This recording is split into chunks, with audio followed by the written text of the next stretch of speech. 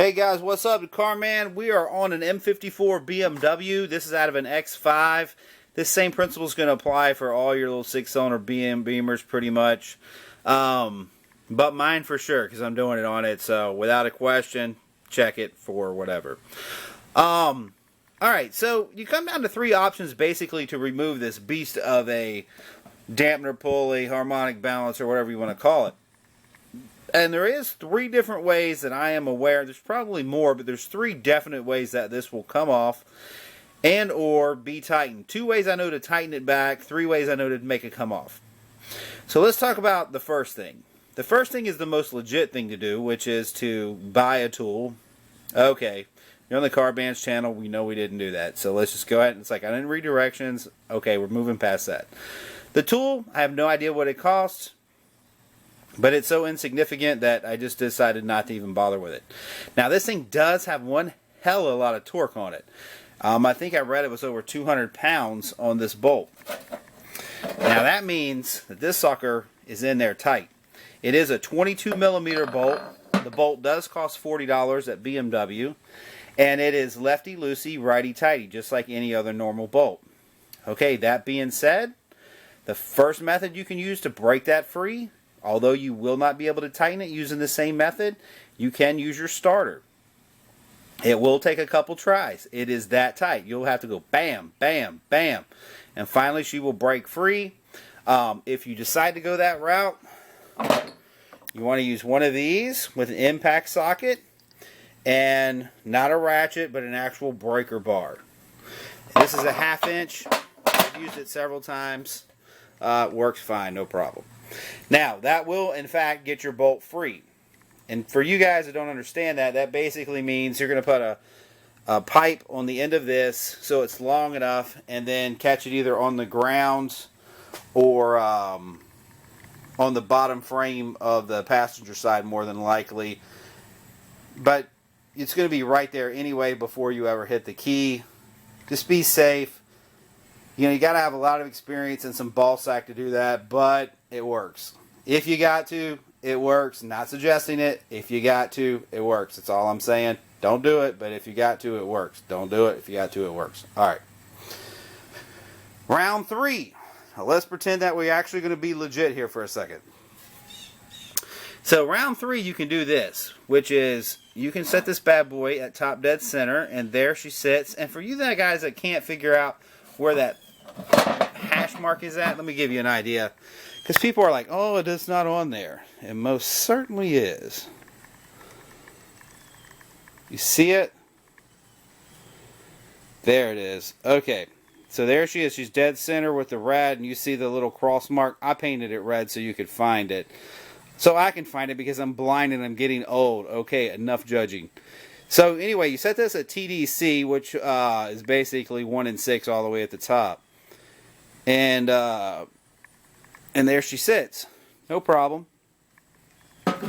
That's the first part of the process if we're going to do that. Next, if you've got a kit to do the timing with, it comes with a little slide in, and basically there's a little hole which I'm getting ready to show you guys. It's over here on the side. And this right here is designed to go through the hole. And what this little tip does, it just slides into the flywheel. Now the flywheel has got a hole punch clear through it. So, i.e. method number 2, if you don't have this tool. If you don't have this tool, a brother can just hook up with a, like a Phillips head, some type of screwdriver. We can find something around here that'll work. Just something. I mean, it doesn't have to be anything spectacular. We just want, something with a little bit of a barrel to it. And that's it. So where do you put this crown jewel at? It's a good question. I thought y'all would never ask.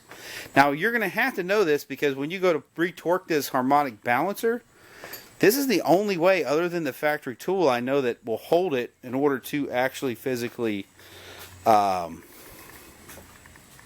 do it. Alright, now pay attention close, guys. We're going to see the starter coming up. You see the starter. That's the starter in view, but we want to look right underneath the starter. Let's see if I can actually point it out. There it is. Still not a good picture. There it is. Okay. It's right underneath the starter, and you see that big hole. I'm going to stay right there for just a second. If you were standing on an opposite angle, you would see through that hole and into the flywheel, and you would see just a little pin mark or pinhole for where that would actually go in at. But there's a reference. There's a starter, and it's located right under the starter. You could actually put your finger in there and see if you feel the hole. And if you feel the hole, feel free to slide the screwdriver in, and or your tool. It doesn't really matter. I prefer the screwdriver because I always thought, man, if that stupid pin ever broke, I definitely would want to have, I don't care about the screwdriver, you know what I'm saying? And you could also, if a guy wanted to, he could just grind the end of a screwdriver off so it's just a flat piece of steel. Meanwhile, that's how you hold it. Now, how do you break that 250-pound bastard loose? So, same thing, except I have devised a method that only, of course, a boy like me would come up with. You see my breaker bar there, right? Now, let me show you my cheater pipe. Oh yeah, y'all thought it was that one? No.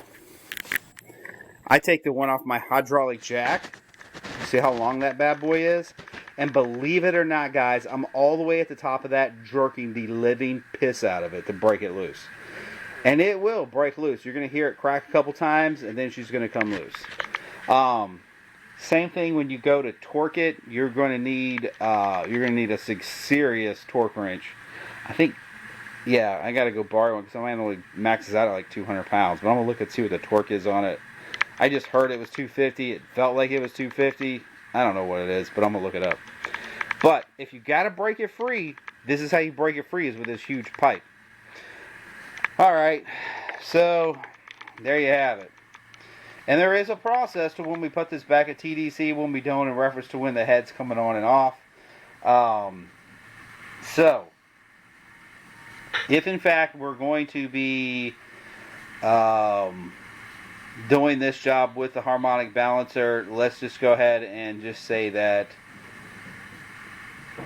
I mean, you could use the key and switch, but I would go ahead and recommend to just use a screwdriver if you don't got one, or the tool to actually go in there with it. Alright, meanwhile, peace out from the car man. We've talked enough about a dampener. And, oh yeah, when it goes to come off, just bump it with a rubber mallet. It'll wiggle itself loose. Believe it or not, it's unusually easy to slide off. And I just did one in a junkyard, which was unusually easy to slide off. I expected a bunch of BS, honestly, with a BMW. Not so much this time. She just bailed right out. Alright, nothing but love from the car man. We're going to catch you on the fly side. See ya. Subscribe. Support your military. Stay tuned. More crap coming.